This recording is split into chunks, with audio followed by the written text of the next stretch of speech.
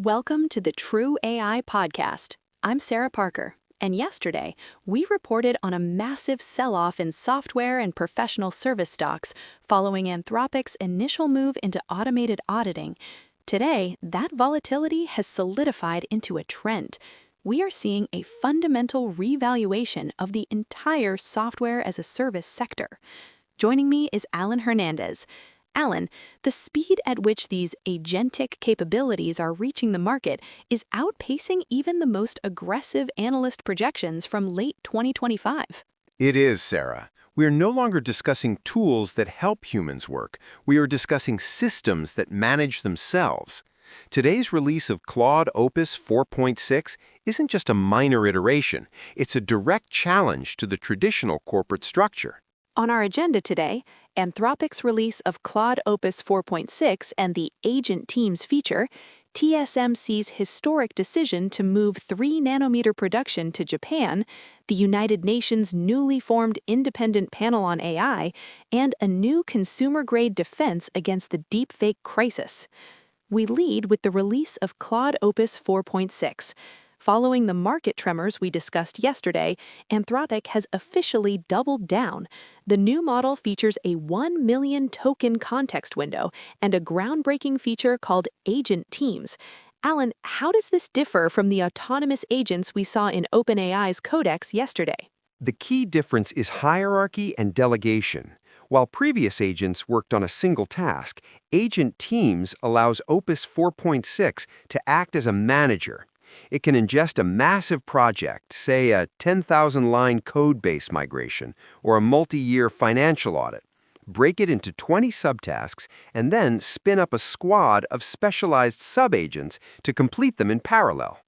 Technically, this is supported by a 128,000 token output limit.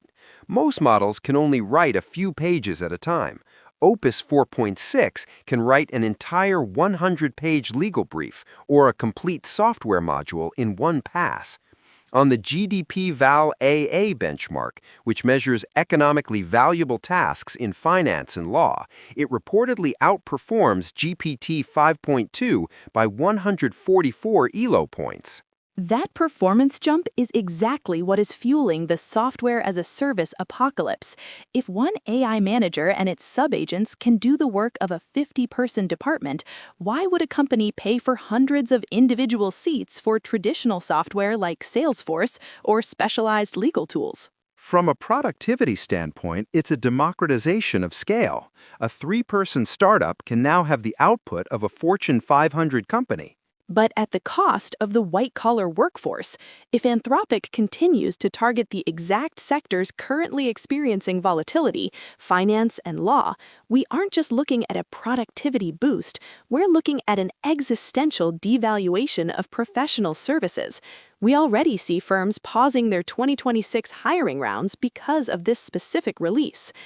While the software wars escalate, the hardware landscape has just undergone its most significant shift in decades.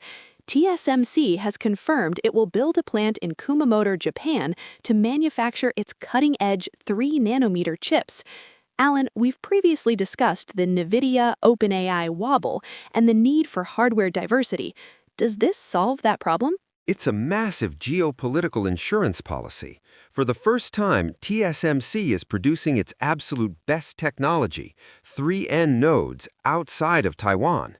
For context, a 3N chip allows for billions more transistors on a single sliver of silicon compared to the older 5N or 7N chips used in 2024. This is a win for Japan's tech sovereignty. These chips are the lifeblood of the next-generation NVIDIA B200s and Apple processors. By diversifying away from the Taiwan Strait, the global AI economy becomes much more resilient to regional conflicts.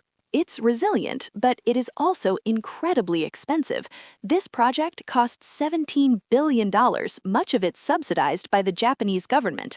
We are entering a global subsidy war.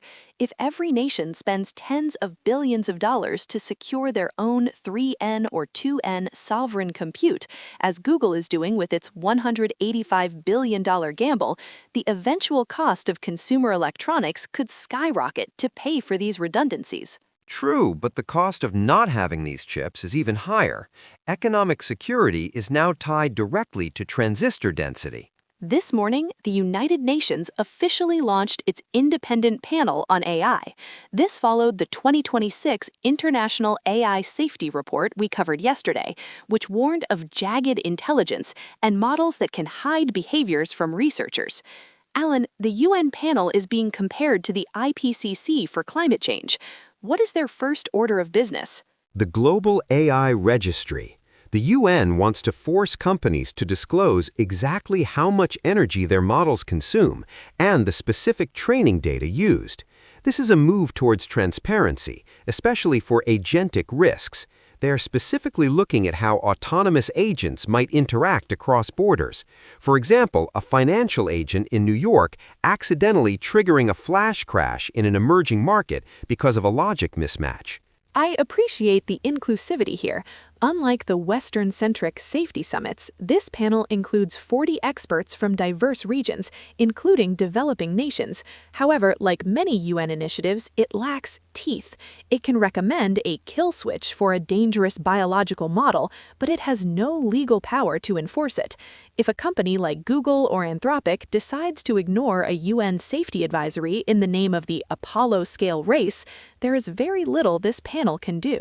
It creates a scientific consensus, though. In the same way the IPCC made climate change a global priority, this panel makes AI safety a shared global responsibility rather than just a corporate checkbox. Finally, we address the human impact of AI. Yesterday, we reported on the UK investigation into X and Grok over the failure to stop sexualized deepfakes. Today, cybersecurity firm Avast has released Deepfake Guard for Windows. Alan, can we actually detect these things in real time anymore? It's getting harder, but Avast is using behavioral biometrics. Even 2026-era deepfakes have tiny micro-artifacts, subtle inconsistencies in how light reflects off a pupil, or the way a pulse affects skin tone in high-definition video. Deepfake Guard alerts you during a Zoom or Teams call if the person you're talking to is synthetic. This is desperately needed. The statistics from the Bengio report are horrific. 96 to 98% of all online deepfake content is non-consensual imagery, and studies show that 99% of victims are women and girls. Furthermore, deepfake-facilitated fraud in North America exceeded $200 million in just the first quarter of 2025. The good news is that we're moving the defense to the end user's device. It protects the elderly from voice cloning grandparent scams, which have risen 1,740% over the last 3 years. But it is a cat and mouse game. As soon as Avast releases this detection benchmark, the bad actors will use that to train their models to be even more realistic. It's an arms race where the victims, predominantly women and the vulnerable, are always one step behind. We are seeing the industry reorganize itself at every level, from the subatomic scale of 3-nanometer transistors to the global scale of the United Nations. The SaaSpocalypse may be the first major economic test of the AI era. How we adapt our workforce and our safety standards will define the next decade.